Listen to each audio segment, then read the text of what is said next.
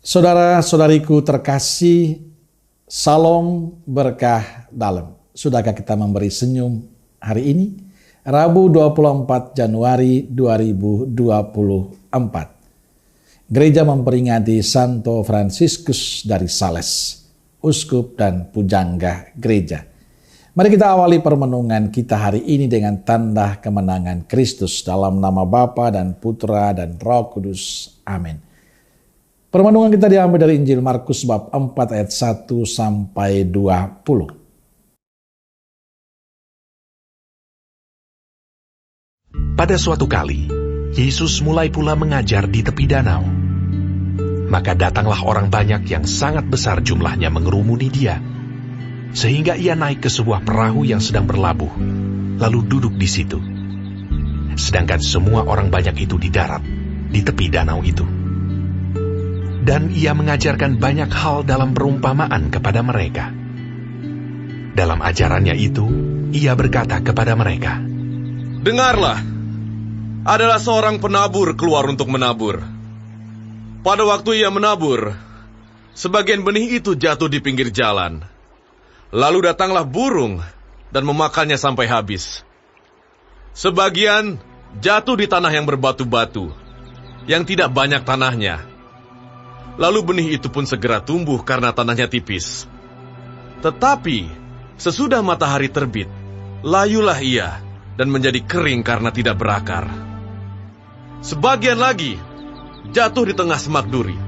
Lalu makin besarlah semak itu dan menghimpitnya sampai mati, sehingga ia tidak berbuah. Dan sebagian jatuh di tanah yang baik. Ia tumbuh dengan suburnya dan berbuah. Hasilnya ada yang 30 kali lipat, ada yang 60 kali lipat, ada yang 100 kali lipat." Dan katanya, "Siapa mempunyai telinga untuk mendengar, hendaklah ia mendengar." ketika ia sendirian, pengikut-pengikutnya dan ke-12 murid itu menanyakan dia tentang perumpamaan itu. Jawabnya, "Kepadamu telah diberikan rahasia kerajaan Allah. Tetapi kepada orang-orang luar, segala sesuatu disampaikan dalam perumpamaan, supaya sekalipun melihat, mereka tidak menanggap. Sekalipun mendengar, mereka tidak mengerti, supaya mereka jangan berbalik dan mendapat ampun." Lalu ia berkata kepada mereka, "Tidakkah kamu mengerti perumpamaan ini? Kalau demikian, bagaimana kamu dapat memahami semua perumpamaan yang lain? Penabur itu menaburkan firman. Orang-orang yang di pinggir jalan, tempat firman itu ditaburkan, ialah mereka yang mendengar firman. Lalu datanglah iblis dan mengambil firman yang baru ditaburkan di dalam mereka. Demikian juga yang ditaburkan di tanah yang berbatu-batu. Ialah orang-orang yang mendengar firman itu dan segera menerimanya dengan gembira. Tetapi mereka tidak berakar dan tahan sebentar saja. Apabila kemudian datang penindasan atau penganiayaan karena firman itu, mereka segera murtad. Dan yang lain ialah yang ditaburkan di tengah semak duri. Itulah yang mendengar firman itu.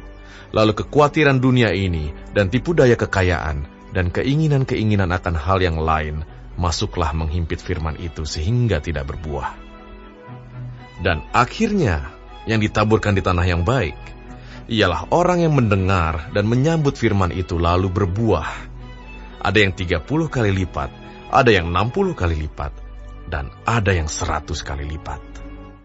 Saudaraku terkasih, dalam Injil hari ini Yesus menggunakan perumpamaan untuk mengajar tentang kerajaan Allah. Perumpamaan itu tentang seorang penabur yang menaburkan benihnya. Benih ditaburkan di berbagai tempat, ada yang di pinggir jalan, di tanah berbatu, di semak berduri, dan di tanah yang baik dan subur.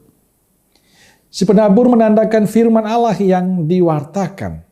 Benih yang ditaburkan di pinggir jalan kemudian dimakan burung. Artinya orang menerima firman Allah tapi tidak diperhatikan dengan baik. Firman itu hanya didengar tapi tidak dilakukan dalam kehidupan sehari-hari. Sebagai benih yang jatuh di tanah berbatu, firman yang didengar hanya sebatas pengetahuan, tidak dipahami dan berakar dalam dirinya, sehingga tidak mengubah hidupnya menjadi lebih baik. Ada benih yang jatuh di semak berduri. adalah orang yang mendengar firman Allah tetapi tidak sungguh-sungguh mempercayai kebenarannya. Dia dikuasai ketakutan, kecemasan, kekhawatiran. Hal-hal duniawi lebih menguasai dirinya. Sedangkan benih yang jatuh di tanah yang baik dan subur menandakan firman diterima dengan baik lalu disimpan dalam hati. Firman itu menghasilkan buah yang baik dalam kehidupan. Pertanyaannya adalah, lalu lahan macam apakah kita? Apa kita lahan yang di pinggir jalan, di tanah berbatu, di semak berduri, atau di tanah yang baik dan subur? Kita sendiri yang bisa menjawabnya. Kita berdoa agar kita menjadi lahan yang baik, lahan yang subur. Tempat benih itu bertumbuh dan berkembang dengan subur, sehingga menghasilkan perilaku kehidupan kita yang baik dan pantas di hadapan Tuhan dan sesama. Maka jadilah hati kita, hidup kita, lahan yang subur untuk firman Tuhan. Amin. Semoga Allah yang Maha Kasih memberkati saudaraku sekalian, Bapa, Putra, dan Roh Kudus. Amin. Keluarga Kudus Nazaret, doakanlah kami. Amin. Berkah dalam.